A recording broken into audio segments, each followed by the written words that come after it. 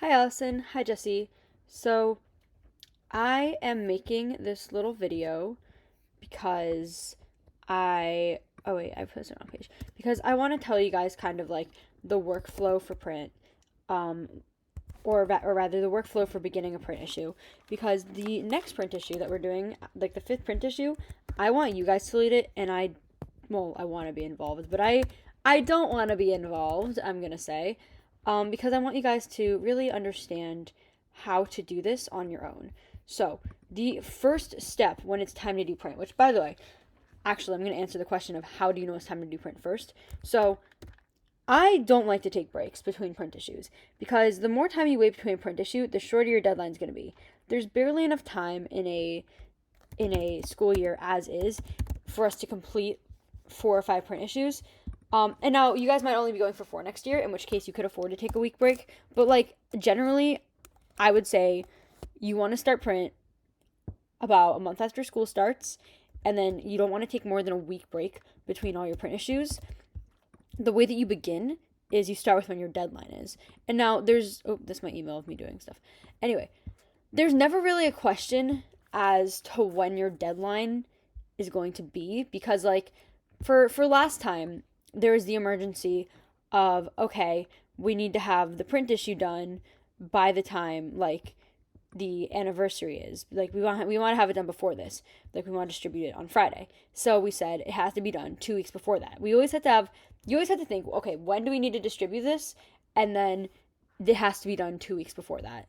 So let's go back to first quarter. For example, don't mind like how busy my life is, but all right, so first quarter. We want it to be done before the quarter ended, right? Meaning we want it to be done before this little like early release day and like no school and whatever. Like we want it to be done before then. We need to distribute on this day. So we need to have it done on like preferably this day. Well, that's a week before, but like it depends if you're using like what printer you're using. We get to find out like how long it will take to be printed. So we needed a week notice. Last year we needed 2 weeks notice because we had a different printer.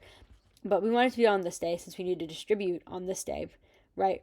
So you work backwards. So okay, this is our final deadline. So that means everything has to be in copy editing.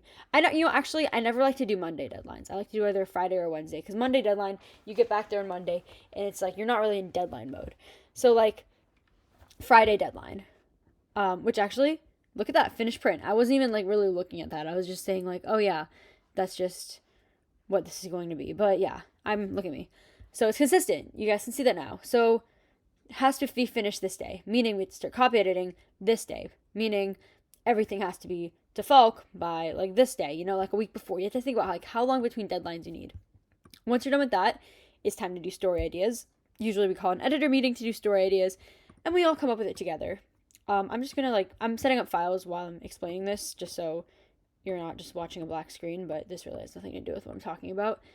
Anyway, so you want to make sure to work backwards from your deadline and establish that. It's very very important. But yeah, so once you have that, you can talk to Falk about story ideas because usually she has some good ideas.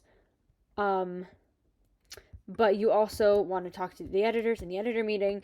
And as editor in chief or as the print manager, it is your job to make sure that there's kind of a mediation between what Falk wants and what the rest of the editors want. And now, why is it important what Falk wants? Well, Falk has judged these competitions. Basically, when we do newspaper, we do competitive newspaper, right? So we want to appeal to the judges. And obviously, she has a lot more experience than any of us because we're just students. So she obviously knows a lot more. So it's important that we get her feedback because we might think, oh yeah, this story is a great idea, but she might know something we don't. She might know the judges won't like that, or we've done that before, or it's really cliche, or we won't be able to pull it off well. So and sometimes you might think you have a great idea, and then like you'll talk to her and she'll be like, no, this isn't really a good idea, and maybe you don't get it, and you have to think about it a little bit.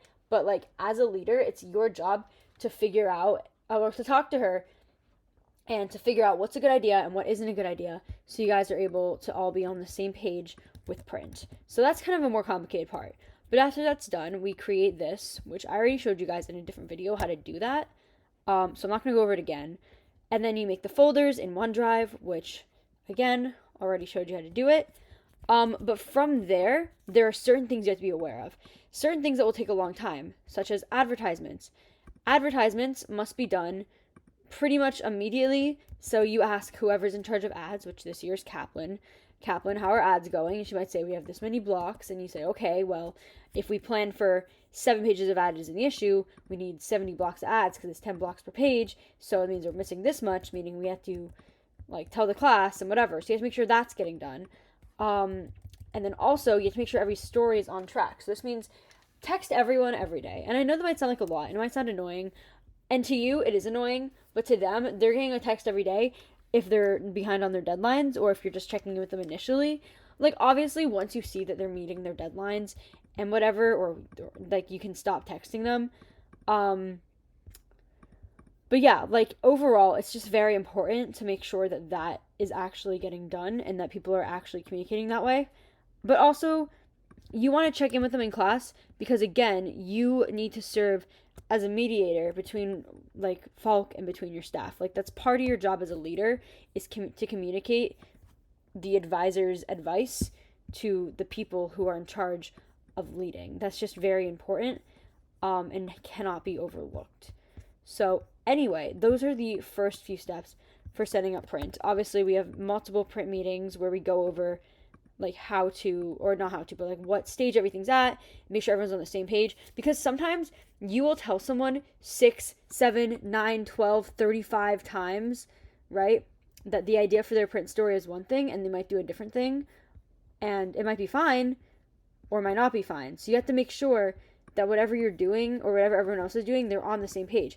You might tell someone 6 times what their deadline is, and then they somehow have no idea or thought, oh, that doesn't apply to me because I'm whoever, you know? So you have to just make sure that everything's actually getting done. So like, to some extent, you have to trust your editors, you have to trust your teammates to, you know, do the right thing and do things properly. But at the same time, you have to assume that nobody really is going to like be on the same page. And you have to assume that unless you tell someone something and unless you remind them, it's not going to be understood and it's not going to get done. And even though that's not always the case with a lot of people, you have to make that assumption in order to ensure that nothing slips through the cracks. Because there's always something that doesn't get done. There's always something that someone's like, oh, I forgot about that, or oh, I didn't realize that applied to me, or whatever. Just some sort of issue. And as I said, it's your job just to make sure that that doesn't happen.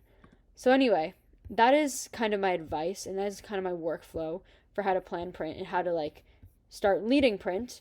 And if you guys have any questions ever, I mean, I don't know, you're probably watching this like when I'm still on staff because I'm planning to have you guys watch this before the next print issue. But if you're watching this again, or maybe you're not Allison, maybe you're not Jesse, maybe you don't know who Allison and Jesse are, and it is years in the future, I don't know, and you're watching this, well, first of all, hello, I'm Julia, I'm the former editor-in-chief, and second of all, thank you, but third of all, you might, what was even the point?